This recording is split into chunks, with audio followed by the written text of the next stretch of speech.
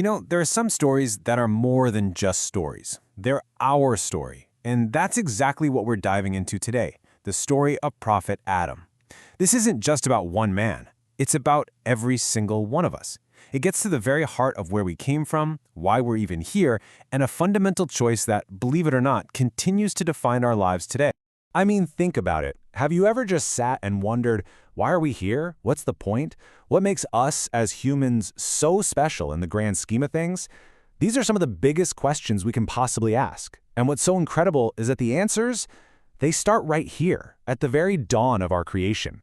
So let's break down how this foundational story unfolds. We're going to start with the divine plan for Earth. Then, we'll see the unique test of knowledge that first honored humanity. After that, we'll get into the huge conflict between obedience and pride, learn the lesson of the forbidden tree, and wrap it all up with the beautiful promise of mercy and a totally new beginning. All right, so our story actually begins way before Earth as we know it. It starts up in the heavens, and it kicks off with a divine announcement to the angels, an announcement that was about to change everything.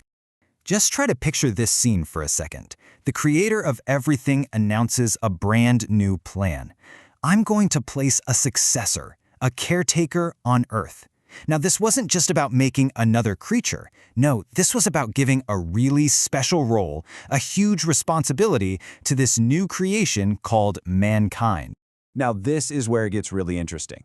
The angels respond, and they basically ask, are you going to place someone there who's going to cause trouble and shed blood, while we're right here, constantly glorifying you?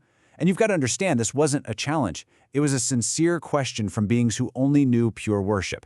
The idea of a creation that could choose both good and evil was totally new to them. And here it is. This is the key. Allah's answer is so simple, but it's infinitely deep. It hints at a much bigger picture, a divine wisdom that the angels just couldn't see yet. It perfectly sets the stage to show everyone exactly why this new creation was going to be so unique. So how did Allah show them this hidden wisdom? Was it through raw power? Nope. It was through something that is uniquely human, our ability to learn, our capacity for knowledge. And this, right here, was the very first great honor for humanity.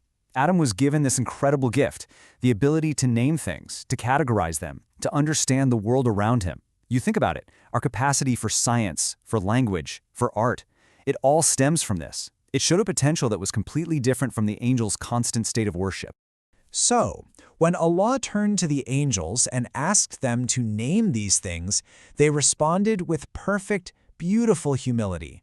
They said, "Glory be to you, we only know what you've taught us."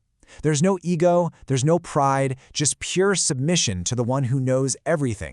And then, it was Adam's turn. He demonstrated that God-given gift. By naming everything, he revealed the very purpose that Allah had hinted at earlier. Humanity was created to learn, to understand, and to be stewards of this earth. And knowledge was the key to that mission. Okay, so Adam's special status is now established. And with that came the first great test for all of creation. It was a really simple command, but the different responses would literally echo for all of time. This slide just lays it out so clearly, doesn't it? You have two paths. On one side, you have the angels. They heard the command from Allah, and they immediately obeyed. Their prostration wasn't to Adam, of course. It was an act of worship to God for following his command. And then you have the other side, Iblis, who we also know as Satan, flat out refused. And why? It wasn't because he was confused. It was pure pride, arrogance. He thought he was better. So now the focus of the test shifts to humanity itself. Adam and his wife, Hawa, or Eve, are living in paradise, a place of total peace, total abundance, with just one single, simple rule to follow. I mean, just think about that for a second. They had everything.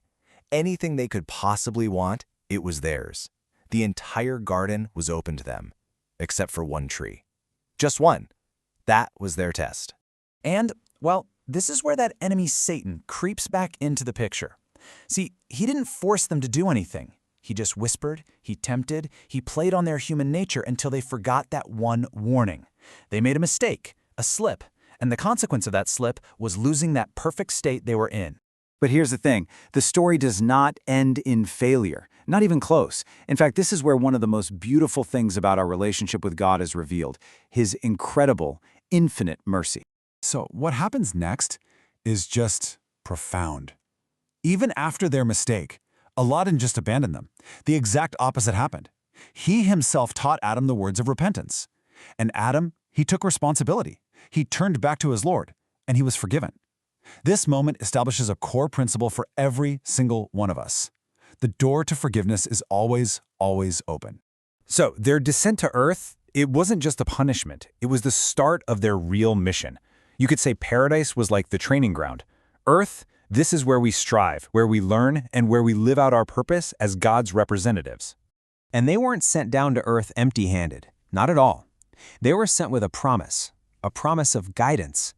And that's the ultimate comfort, isn't it? That as long as we choose to follow the guidance God sends us, we have this incredible assurance of peace. We won't have to fear or grieve. So, what it all boils down to is this. The same choice that was first presented up in the heavens is now presented to every single human being on earth. We can choose the path of humility and follow guidance, or we can choose the path of pride and denial. In the end, the story of Adam is like looking in a mirror. It shows us our amazing potential for knowledge, but also our very real capacity to make mistakes. And most importantly, it shows us the way back through repentance. It lays out the two paths that are right in front of us, and it leaves us with the biggest question we will ever have to answer for ourselves.